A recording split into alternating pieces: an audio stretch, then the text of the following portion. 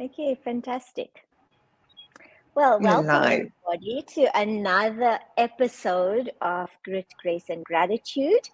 And welcome to my beautiful co-host, Anisa. Anisa, how's your Friday going so far? Mine has been hectic as usual. We haven't been having any downtime for the past couple of months. It's crazy how the second half of this year has just flown by for us. I But know. here we are again this week on Grit, Grace, and Gratitude. And we have the pleasure of having Shabnam Ansari as our guest this afternoon, and we are very keen and excited to hear her story and share her wisdom pieces on life, I guess, in general, right? And how we do it. So, Anisa, I'm not sure if you are all good and whether you'd like to I do the am. I am. introduction. Okay, I fantastic. So I'll am. just hand it over to you. Okay, so thank you. Thank you for doing that opening whilst I was trying to get Instagram back up. We are live on Instagram. So for those that are joining us from Instagram, LinkedIn, or YouTube, thank you for being here. Don't hesitate to engage. I mean, I'm sure our stories are embedded in other people's stories, so you might connect to Shabnam's story. So please don't hesitate to engage.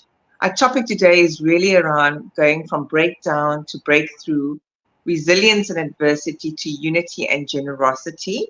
And I just want to read a short bio, if I may, Shabnam. She's worked in corporate sector for over 25 years as a within a senior management position. She's now the founder and CEO of Canadian federally registered charity, the Volunteer Well. Her journey to creating Volunteer Well is rooted in deeply personal and devastating life experiences. Isn't it always? We rise above from these devastating experiences. I can't wait to hear.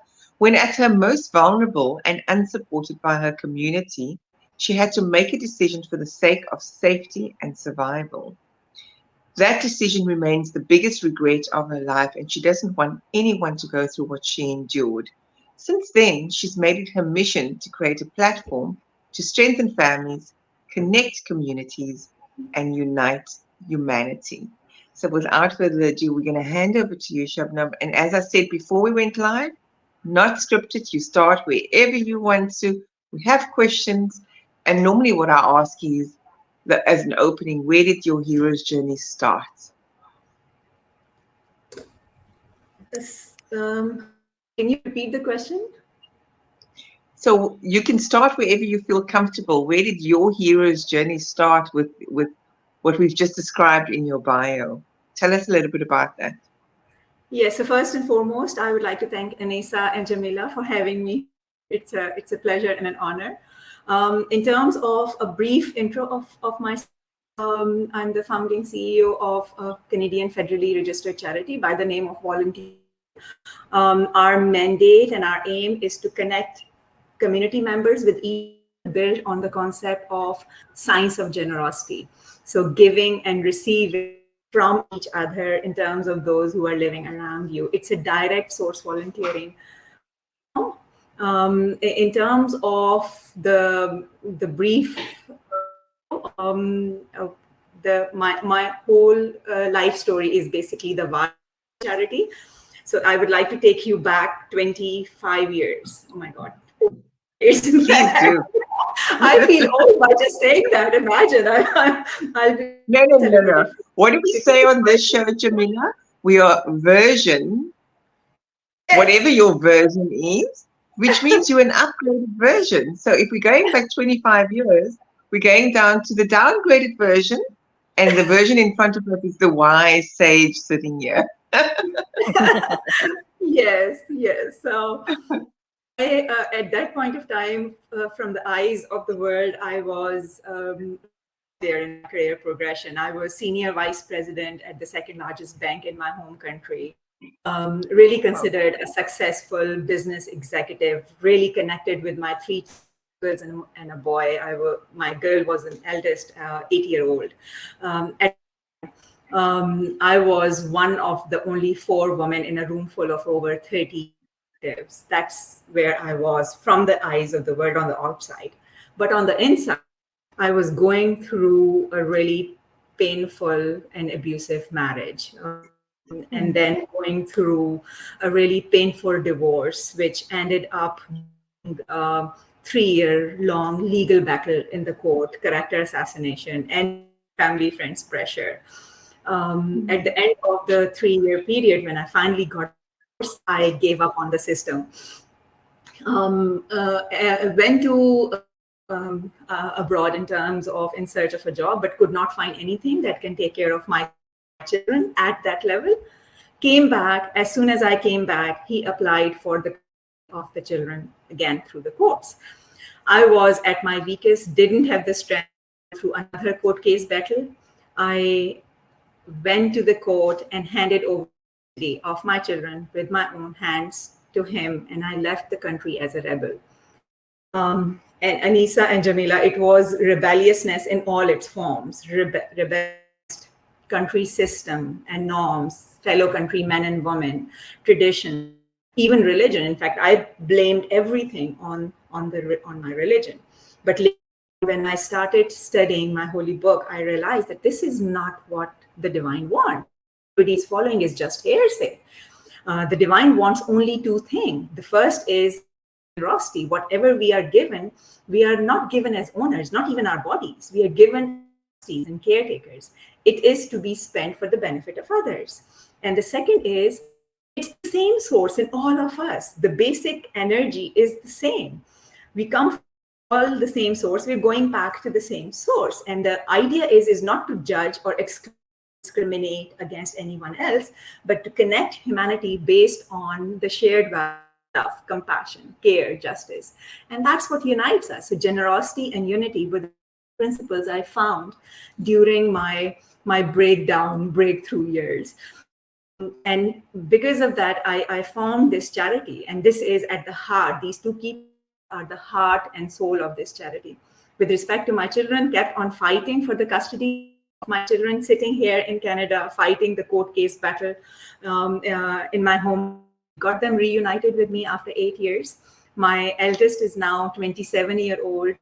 One is 25. My son is 22. I have got a bonus daughter from my a lovely 24-year-old girl, and we have a baby child, 7-year-old. I'm really sort of living my dream life right now, and I have made as in terms of my life passion to make sure that I connect community based on the deeper connection, the science of generosity. Whatever I have learned, that's what I'm doing. No one feels isolated. No mother has to go through what I went through.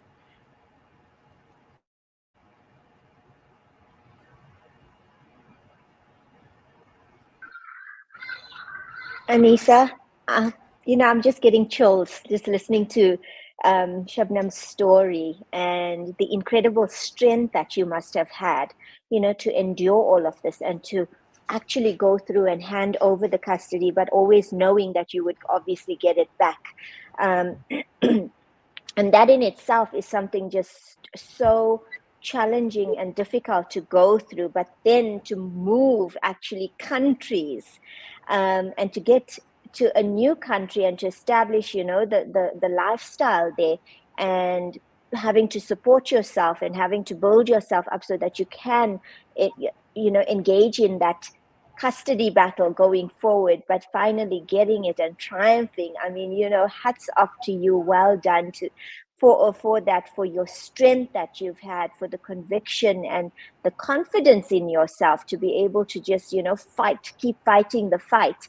And I say this to you because it was difficult for me just doing it and moving from one province to another. So I can't even begin to imagine what challenges you must have experienced to move from countries and to get to the place where you are at today. And just to hear you say those words that you're living your dream life now is so absolutely incredible and admirable. So I just want to give you, that accolade and well done to you, and well done for being such an incredible role model. I'm sure your girls look at you in such awe. And at the end of the day, that's what it's about. And in terms of being a rebel, and in terms of the religion and realizing what religion is and what religion expects from you, it's so completely contradictory to what culture expects from you, because that's what it is, right? And I always remember this, is that when we look at religion, for me, I feel that it is man-made. But when you look at spirituality, that is God in its essence. Exactly. Exactly. You're so right, Jamila, because people tend to confuse religiousness, spirituality. So I am still a religious rebel in all its form. But enlightenment, in terms of spirituality, I have got the essence of my book. I have gone into the really depth of research and study of the holy book. I have launched smartphone apps. I have done, because what I want to do to everyone to really pick up the book. Do not follow the hearsay. Do not follow what everybody else is saying, and just sneak back into the past. When I was going through that abusive marriage, go back to my parents asking for help and support, and they used to tell me. And in fact, it was the overall culture, the overall norms, the expectations that if you're not obeying your husband has the right to beat you, and this is as per the religion. The God has given him this right. And I used to question at that point of time, God cannot be unjust, No. cannot discriminate. God will not give him all those rights simply because of his gender. And ever since then, whenever I have gone depth the study of the holy book, I realized that it's done patriarchal mindset, and there's no discrimination, there's no injustice. So if I were to look, Absolutely. Yeah, I think the thing is that what people confuse is that they look at God as something to be fearful of. And I feel that, God is reminiscent of everything that is love and pure and forgiving. And that's what we are, that's where we go wrong. I think, it's just so people like to push the aspect of fear in religion, and it shouldn't be that. And when you say that, you advocate for people to pick up the book, and that's all you have to do, because I don't think that God has any secretaries. I don't think that you have to make an appointment. We have a direct line, and we need nobody in between for us. So, for me, a strong believer in the Almighty, in source, in whatever it is that you want to call it. But I also feel that we have a direct connection because we have been created in that spirit, we have the divine within us. So we don't need to give that up to anyone. And yes, people have misconstrued it and brought in gender, and where the man has certain rights over you. But if you had to pick up the book and look at it, the woman has so much power that is given to her in religion, so much of power. And it's sad that this is something that is seen, um, as a source of insecurity, I think, when you yes, look at the genders. And going back into culture, it's just about how people have made their interpretations and now presenting it to be the form of religion. that's so true, Jamila. Because what we have done is we have blurred the line between culture and teachings. What we have done is we need to realize that there's no gender as far as divine rulings are concerned. It does not, and it is not dependent on gender. Plus, the fact tend to take the source or the higher energy. People may call it different names depending upon what your culture, what your traditions is. Some call it God, some higher energy, some call it source, some call it intention. Whatever you may call it is not separate from us. It's inside us. It's the same energy that connects everyone. The example of electricity, right? So electricity runs through the electric bulb as the microwave. Everyone gets to get whatever they ask for. The concept of, so where one sort of electricity ends, where you cannot identify. Similarly, it's the same energy in all of us. It's source, and we need to think in terms of living in the world of abundance and possibilities, and really ask and it's given, and that's what it is. That is what it is in the very pure sense of the word. Whatever you ask, if you ask for an energy of electric bulb, which takes even AA battery, you'll get that. If you ask energy of a microwave of an island, you'll get that. Whatever you ask, you'll get that, because the energy is inside of you. It's not separate. But anyhow, I'll the depth of that. I didn't want to. Yeah, go for it. Yes, I didn't want to go into the spiritual enlightenment area, but what I know for a fact is that we tend to differentiate and look at ourselves from the perspective of ego, rather Yeah. the divine source energy. We tend to identify ourselves in terms of what we are, what we have, what we possess, what we are in terms of our body, as separate from the rest. What we have. So whenever you ask somebody to define them or identify, give them their introduction, it is very, very obvious that it is difficult for us to separate ourselves from our ego. Whereas at the basic sense of it, we are all one, right? You know, Shabnam, I've been listening to the two of you, and I'm like nodding profusely, because I echo obviously every bit of the sentiment. I just want to acknowledge our Instagram. Welcome for joining Infinite Harmony. I think it's your friend Jamila, who we've had on the show. And then welcome Shafika and Shiam. We appreciate you being here. We are really talking about Shabnam's journey about 25 years ago. I want to go back there because you just spoke about our ego being attached to things and accomplishments and arriving at a particular construct. I'm married and I've got kids, etc., etc. And all of those constructs are very much man-made, ego-driven, as you say. But at the same time, it's the construct we knew, right? It's not the construct that we were supposed to delve towards, but it is the very different constructs, whether it is social or economic or personal or within our families' constructs. It's these things that actually push us to move into the spiritual realm, because like Jamila can relate to being divorced, so can I, and I call that my dark night of the soul experience, amongst many of those dark night of the soul experience, because it's not linear. So where I'm going with this, Shabnam, is you had it all. You were a corporate executive at the top of your game. You had the family, and yet it wasn't what was bringing you joy.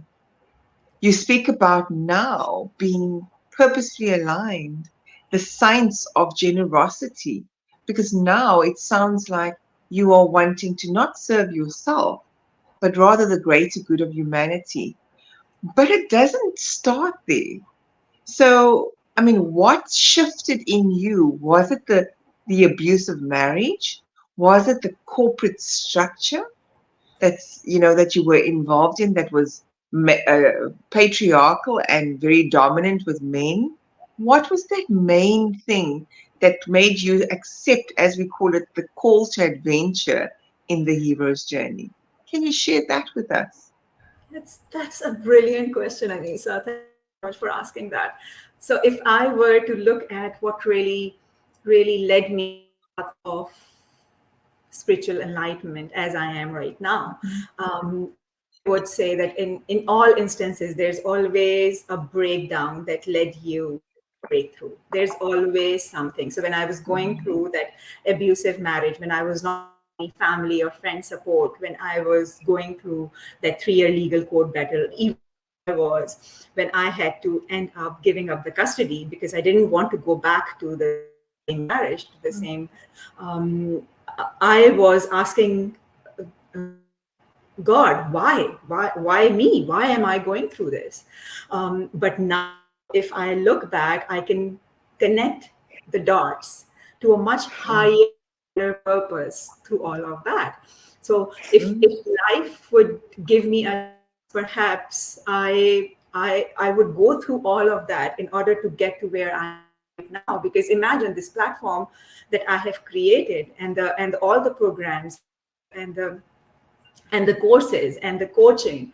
What I want is people to go through breakdown in order to have the breakthrough, not to go through all of those adversities and sufferings in order to get to the enlightenment. Because whatever I have put together, not only in terms of the platform itself, but in terms of all the programs we are running, art of giving and receiving, harnessing the generosity to live a life of Mm. abundance. That's a monthly free networking seminar that we run.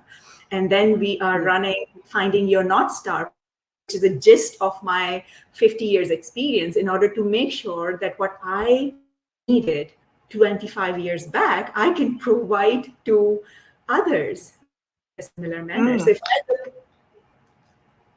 Yeah, if I and I want to ask you, I want to also ask you because, those journeys are not, we are not almost like innocent in how we've co-created what has happened to us.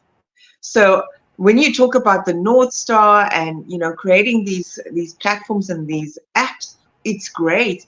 But are you in that process letting people understand that we are also the co-conspirators of how part of our life unfolded?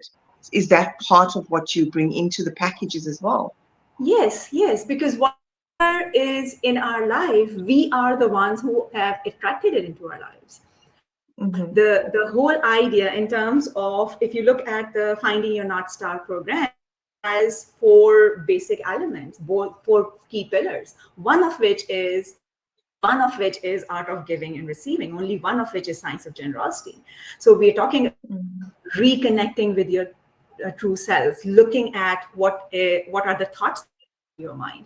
So again, it's something that I have done because of my lived experience. When I applied for the divorce the very first time, when I decided that I'm going to go for a divorce, at that point of time, I had this long hair. I was docile.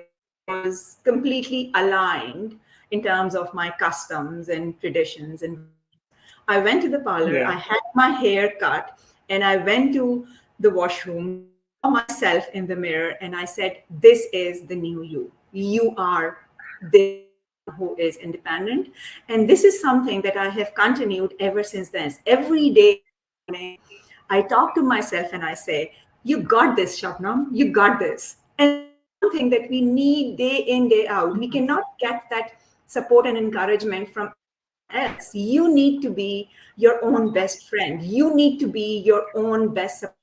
You need to talk to yourself. And in terms of Yes. really becoming, we as mothers, we do that all the time for our children. We're really cheering them up and saying that, yes, you do, you can do it. Yes, you got this. When we are making sure that they walk or whatever they are doing. But we are self-critical of ourselves. We look at ourselves and we see that, why did you do this? We are so self-critical. We need to watch what we're thinking, right? And this is one step Mm-hmm. that I had definitely, that's a key pillar of the North Star program.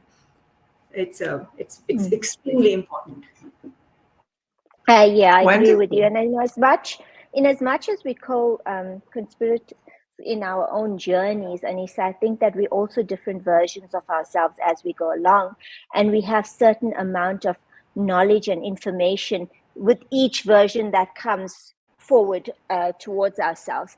And I think one very important thing, and just to speak about, how critical we are of self, is to be able to offer ourselves forgiveness, because it's not an easy journey.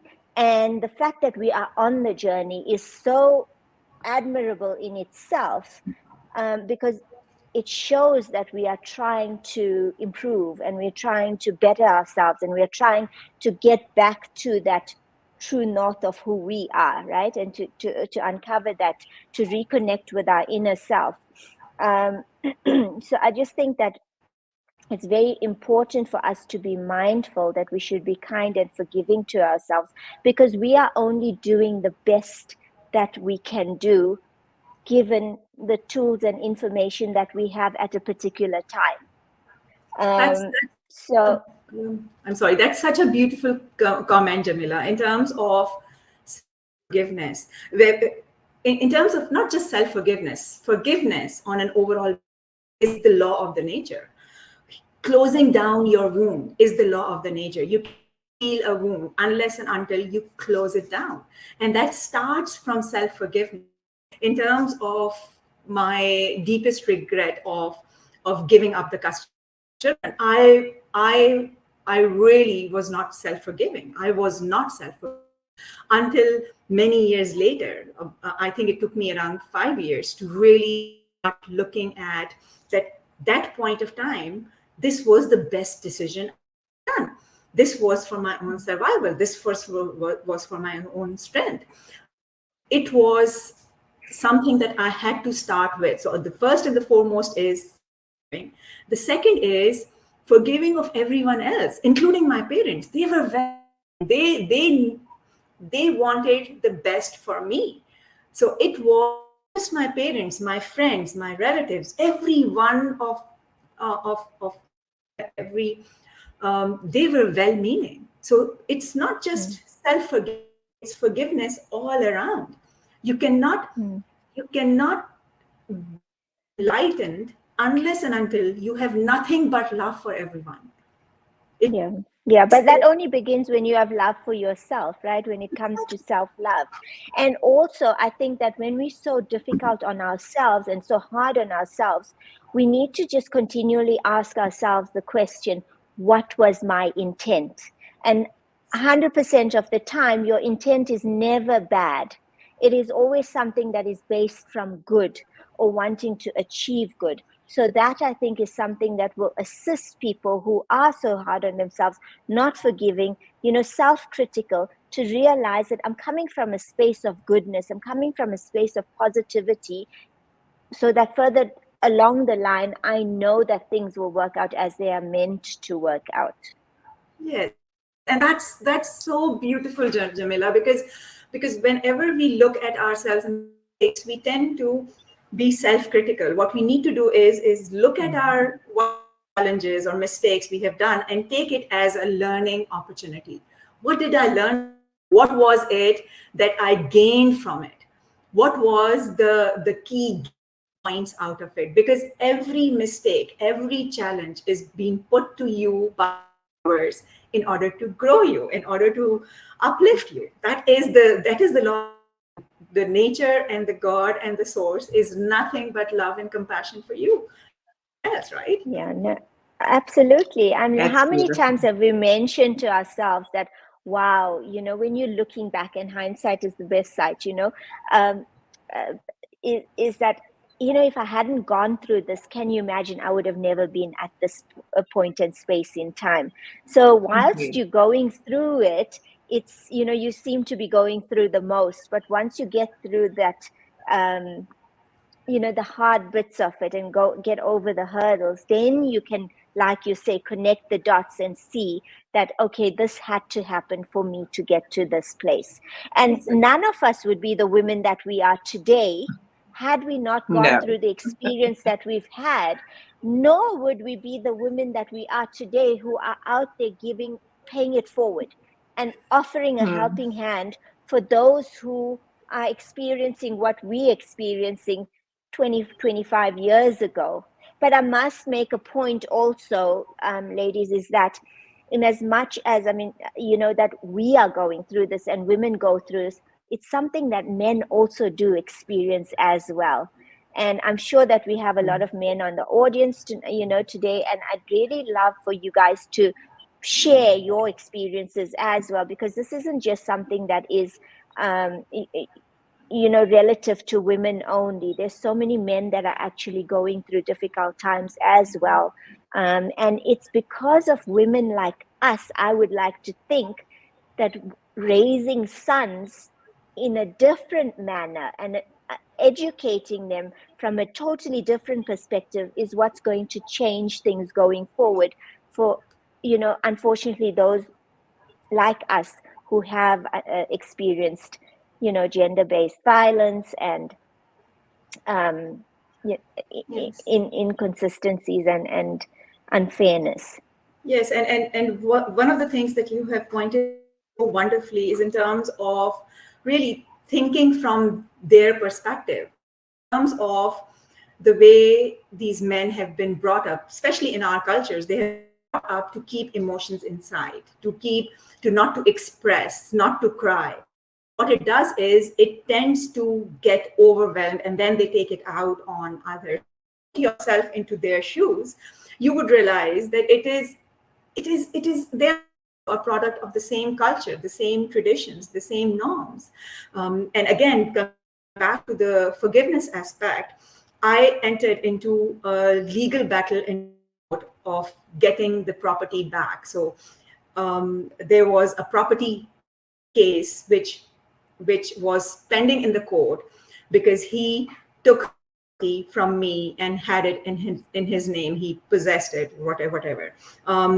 But when I went through that sort of round of enlightenment, spirituality, and I realized, and I put myself into his shoes, I only withdraw the court case, I handed over the property documents back to him and saying, I have forgiven you. It's not your fault. I have forgiven you, and I hope and pray you forgive yourself too.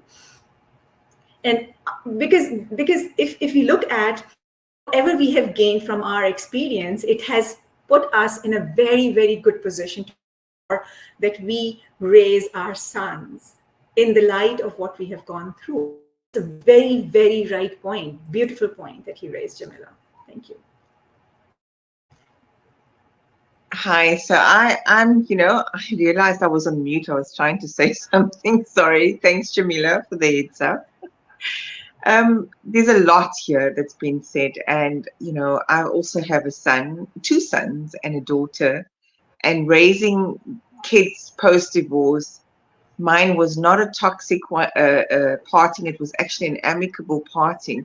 But it doesn't mean that there isn't some toxicity that still sits there. And I love what you said. It's very much why I labeled this conversation to be shifting from grudge to grit, grace, and gratitude, because when we're sitting in that grudge state towards whoever that might be, it does not allow us to energetically move forward. In fact, we will very much still be in an egocentric place because we're sitting with a judgment lens, and we're sitting with a lens of disappointment, um, expectations not being met. And as I've mentioned many times before on this segment, it's the attachments, which is the root cause of our suffering, right? So I love what you said, that you went back, because I have a similar situation where my ex-spouse, I mean, I say this publicly, I allow him in my apartment, not for me, but so that he can have a relationship with his kids, you know? And I am okay the fact that he is not able to provide for them. I am not bearing the grudges because my lens is one of empathy. My lens is one of I'm seeing another soul in front of me. And that I don't see myself as enlightened, but on the path towards enlightenment, that is not an end destination as if I have arrived, is that I'm just at a different version of my consciousness. And that when I see this person in front of me, I deeply, deeply empathize. So it resonated for me when you could go back and give the keys and say, you know what, it's okay, you can have it. And that takes, such, it doesn't take courage, it takes grace, it takes compassion and empathy. But we don't get there until, I almost love to use the lotus flower, when we were ourselves sitting in the mud, and Yes. in the mud we were purified in that mud, and we came out in this gorgeous beautified lotus flower. But we also know that the other person needs to be in the mud. And so you started to recognize, I suppose, that he's sitting in his mud and that it's not your place. It's not our place. We think we can get people to elevate or move or shift to their consciousness. So, Jamila, I concur with you. Whether it is male or female, we are both masculine and feminine in ourselves, and we need to ask ourselves, where do we show up more in our masculine that may not have been as nurturing and empathetic and compassionate? So this breakdown is also the breakdown of us starting to get into balance, of becoming more balanced and nurturing between both the masculine and the feminine. So Shabnam, I just wanted to share that perspective, and I want to acknowledge you, but I want to ask you, how is this impacting your kids? And how are they showing up? Because you held some grudges and resentment towards yourself for having to leave. But how do they see you today? And what respect and how do they honor you and their dad, given that you honoring their dad in some shape or form? Yes. Before I answer that question, again, it's a wonderful question. I want to just give a point in terms of the energy that you talked about. And it's a wonderful Yeah.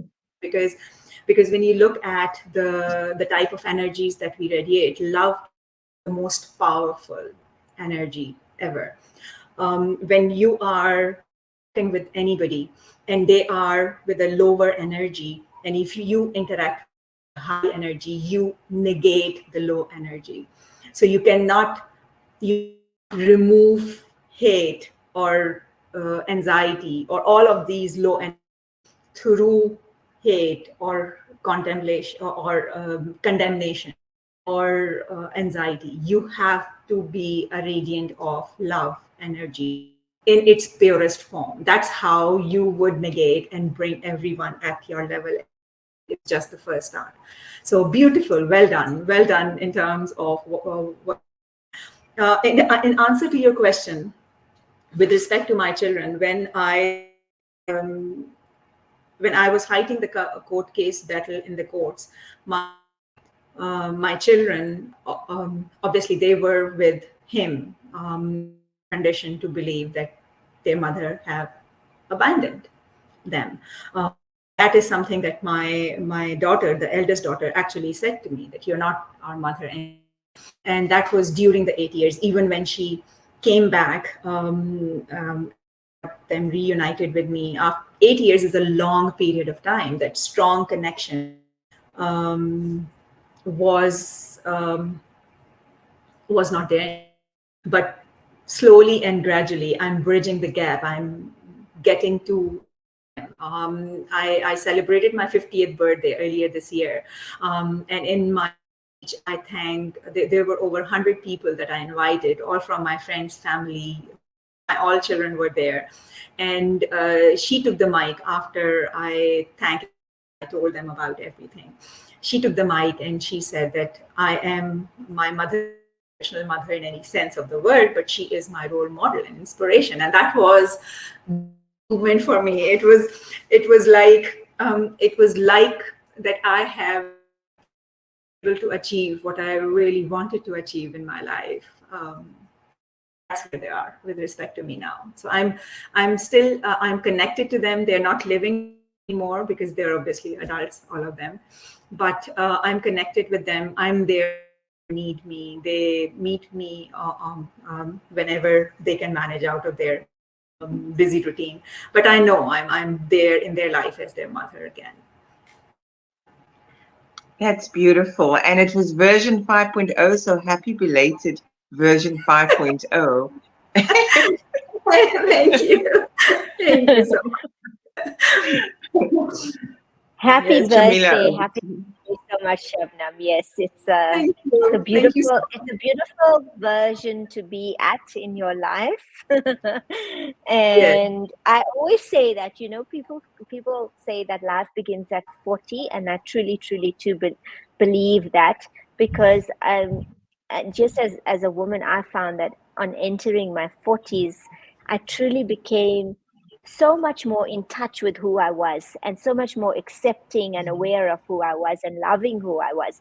So in effect, you're only just 10 years old, because your life had begun at 40 and you've got a long way ahead of you. Yes, and when I was Shabnam, when, I want to tell you that Jamila is version 5.2. Can you believe it? I am just in awe. When I wow, get there, I'm going to look like that at that wow. version. Thank you. You guys do not look like, especially you do not look like Jamila. 5.2 at all. But what I was saying, that when I was inviting everyone that I'm celebrating my birthday, people were like, as women, we do not communicate our age, especially when we have crossed 20s or even 30s. And here you are, you're celebrating your 50th birthday. What sort of a person are you? I said, I want to celebrate. This is the birthday that I really want to celebrate. And I want to celebrate in Yes. terms of not just myself, but all the people, each and every person that have been there. So I wanted to. Yeah, and Mm, that's so wonderful, because I mean, I remember you saying that you're living your dream life now, and how better to, to acknowledge it and to mm, appreciate it than to celebrate each and every day actually that we have, because nothing's guaranteed, right? And I mean, the idea of living each day to its fullest is what allows us to live our best lives to the fullest. I agree. I agree. And that's what is. We have been given the opportunity of every sees it each and every moment, really. I do not know was it that live your every day as if it's your last. And that's how you make your life really, really beautiful. Mhm. Yeah, and grateful, I think, and appreciative of what you have. And we always say that, oh, do the gratitude journaling and do, your gratitude practices and stuff like that. But it's not just about being grateful for the big things. It's about being grateful for all of the little things that we so often take for granted. And that's what I mean by, living your life like it's the last day of your life, is because you acknowledge and you become so aware of everything that you have that we seemingly take for granted. Just the fact that we can get up each day, that we have, the ability to move around, that, our senses are all intact. There's so much to be grateful for. And that just gives you such a different perspective of life when you look at it through those lenses. Yes, I agree. Whatever for granted get taken away, and whatever you are grateful for increases. That is life. And in fact, what's Mm-hmm. happening is that whatever you focus on tends to increase. So if you focus on the good in every person, in every situation, in every opportunity that you get, that good tends to increase. That is the Yes. fact of life. No, it's a fact of life. And if you look at it on the other spectrum, if you're looking for all of the bad, if you're looking for all of the insecurities, if you're looking for all of the negative, find it. you're going to find it without a doubt.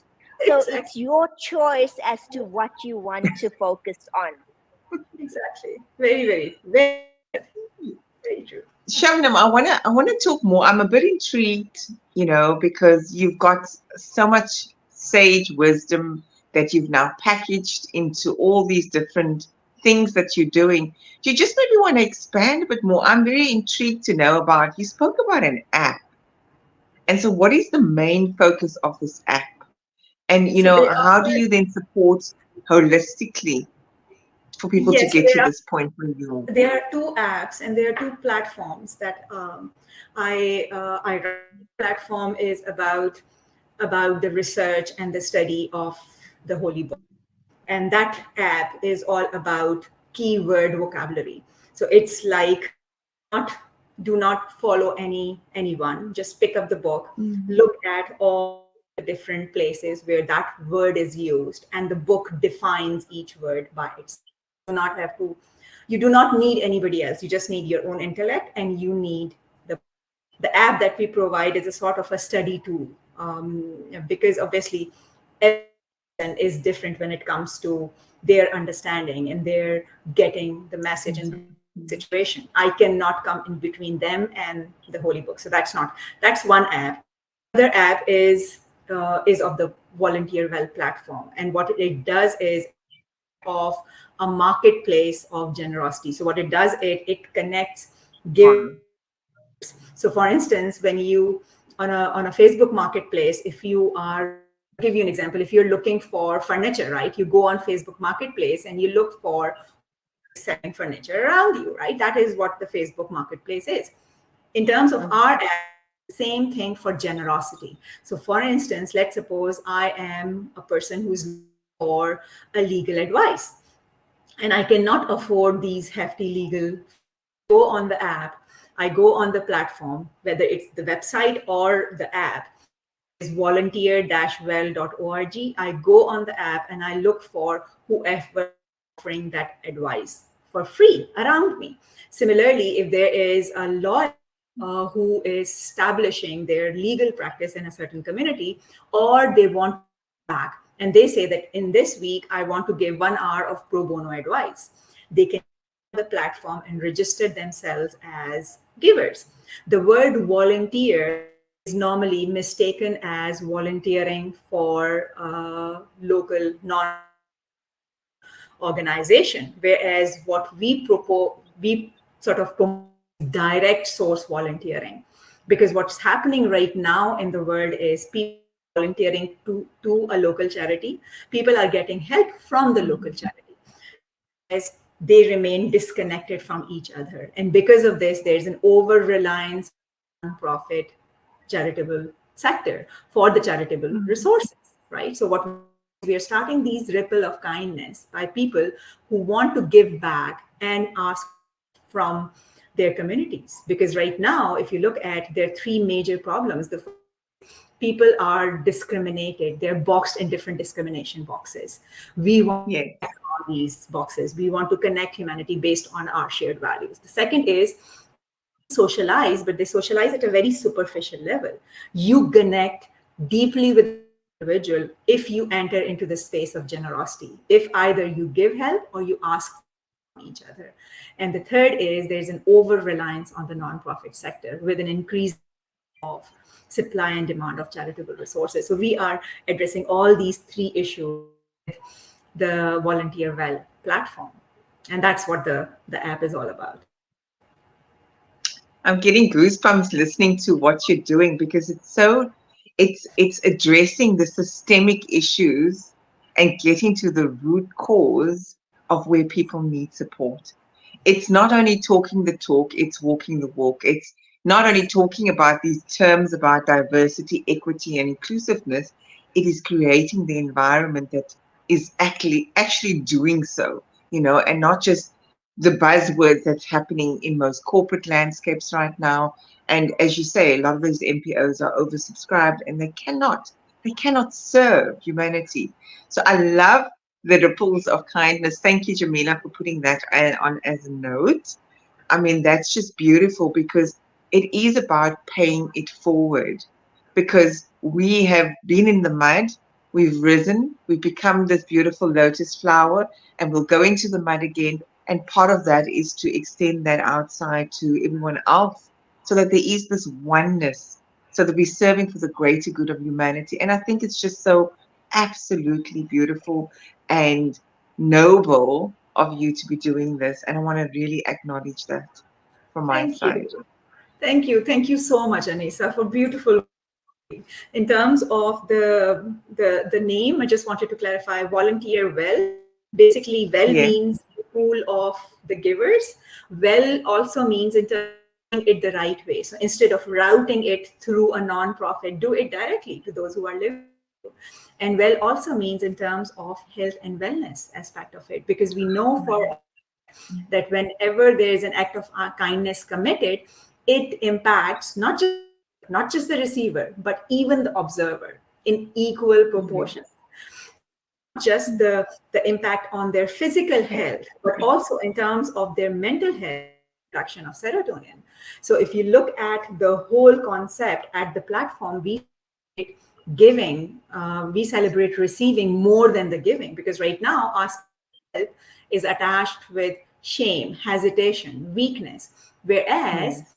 celebrate asking for help, because unless and until you ask for help, you're not able to give gift of giving to somebody else. You're not able to enter into that deeper connection. You're not able to complete the loop of generosity and increase the momentum.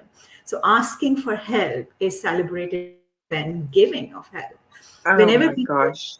yes, That's a big I one, love Shabnam, that. because you know, when you're not used to asking for help and you find it so difficult, and you are recovering people pleaser and hero rescue savior of everyone else, I think that this is creating a complete paradigm shift as well.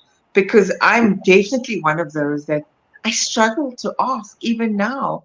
And especially if you were the go to person in your circles, right?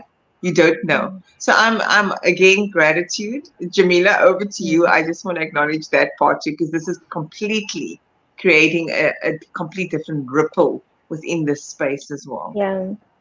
No, yes, thank absolutely. I agree with that so much, Anissa. And you've completely removed that whole aspect of shame and pride and in being able to ask someone. And it's so important for us to be able to allow ourselves to do that. So, it's such incredible work that you're doing and so many different levels of depth and richness to what you do and what you are offering, in something that should be just inherent in all of us to be able to do, right? But it's so difficult for people to do it in this space. But you have now done it and taken this on and taken it on with such humility and strength and power. It's beautiful to see and watch. And Anissa, I was just sitting and thinking, it's so incredible because we've had so many amazing guests on this platform, in this, what's it now, almost a year that we've been online, and everyone's gone through so many different challenges in their lives. But the one thing that is a golden thread amongst everybody that has come on is that not one of them have labeled themselves as victims. They've taken on the gosh, the tremendous difficulties that they've experienced and have found goodness and positivity from it, but have not only just stopped there, they're paying it forward and doing something in order to serve, which again, Anissa, I just like, it's amazing to watch people find their purpose. And that's what it is. When you are able to pay it forward, you can see that this is a purposeful, um, genuine, authentic action that somebody is offering to the next person. And when put down ripples of kindness, because there's so much of power in that. yes. There's And so Jamila, much. Yes, I would just go like ahead.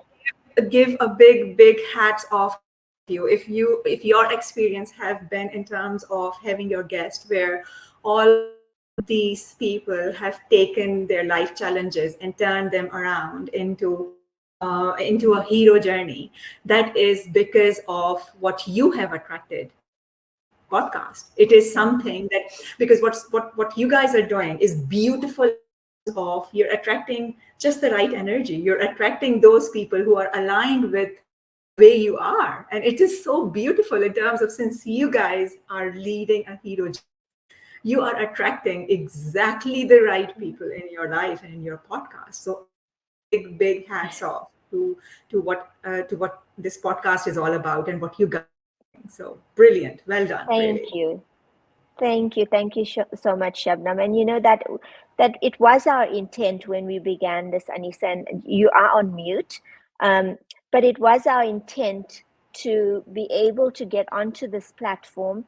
And Anissa and I connected because of certain experiences, shared experiences that we had.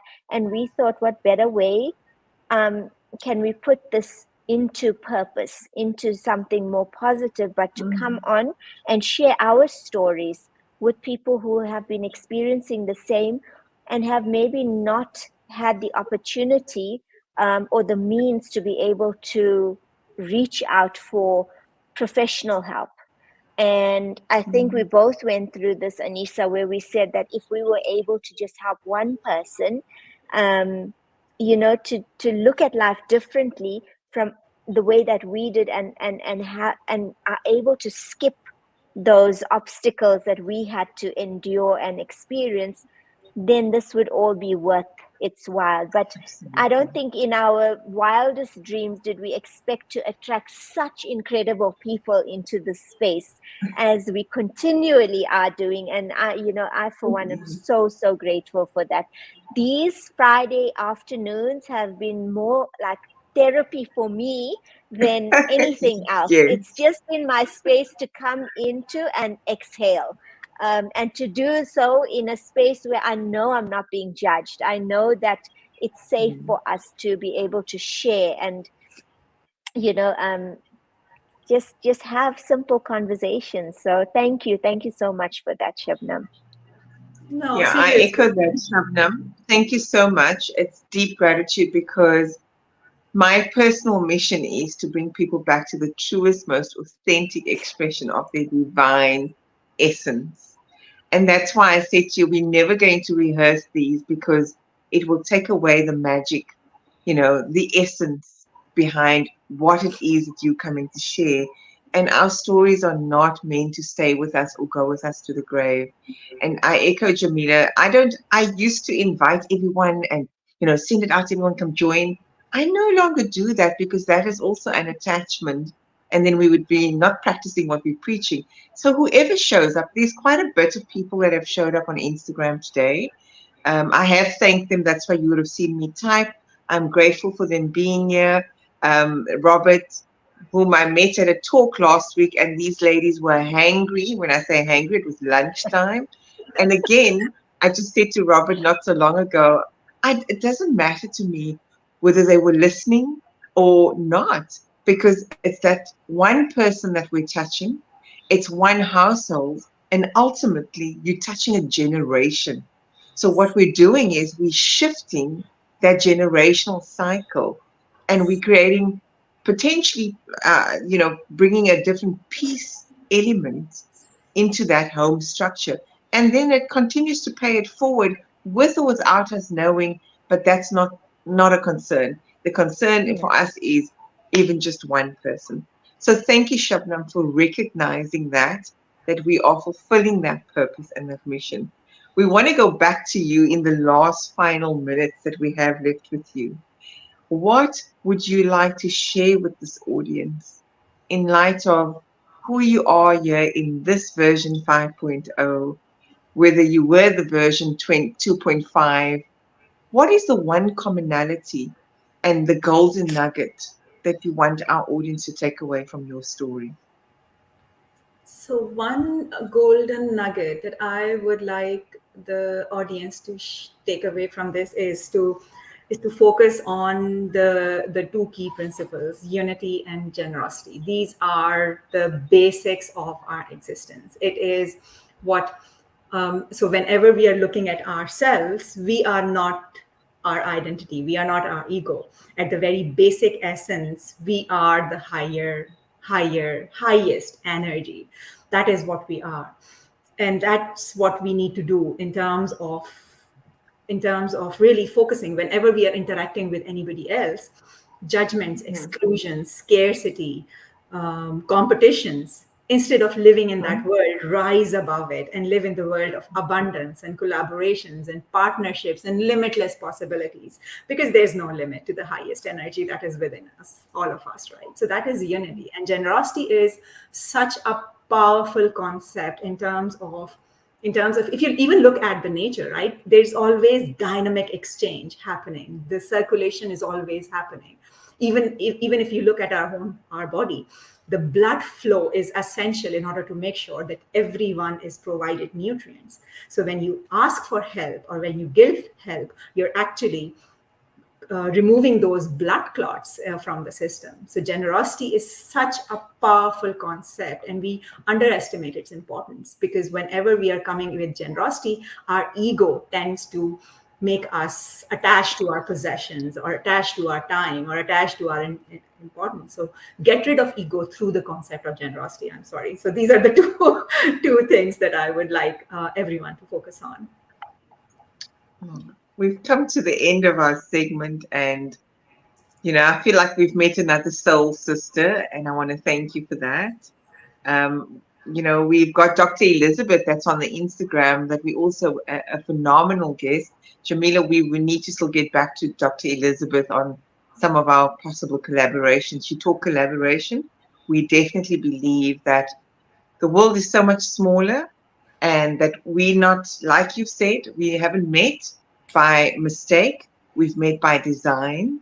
And so wherever this journey takes us, we will continue to take the lessons that you have imparted here today and continue to rise above and remain victorious and just pay it forward. And so I want to thank you for being here. I want to thank the Instagram guests that are here, those that are here on YouTube and LinkedIn. We will do this again next week. And Jamila, then over to you and Shabnam to greet the guests. Yes, thank you so much, Shabnam, for sharing this hour with us and your beautiful story and everything that you do. We take our hats off to you. So much admiration for you, and hopefully we will have you back on the show in some coming months. And Anissa, I think maybe we should do a session where we have a few of our guests that have come on so far, and have them all join us together. But again, Shabnam, thank you so much. It's been such a pleasure, and I do ask you to stay on after the live has ended. But to everyone who's watched, thank you so much. And for everybody else that will be watching the recording, please do follow Shabnam and look at her apps that we've put onto the comments. And I know I'm going to be going onto it to have a look at it. But yeah, have a wonderful weekend ahead, and I leave the final moments to you, Shabnam, to say goodbye to our viewers. Yes, thank you. Thank you so much, Jamila and Anisa. It has been a true honor and a pleasure to meet both of you. You're doing amazing work in terms of the podcast, in terms of the energies that you both have. It's so beautiful being in this room with you, with that high energy. I'm truly honored, and I look forward for collaborations and partnerships, because there is a reason why we are connected here, and there's so much that we can do together.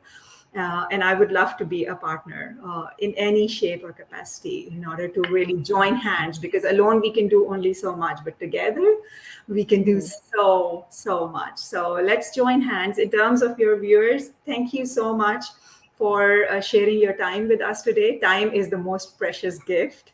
So thank you so much for that gift. Thank you so much for listening. It has been a true pleasure and an honor to be here today. Thank you. And just a reminder, stay with us, Shabnam. I'm going to end live.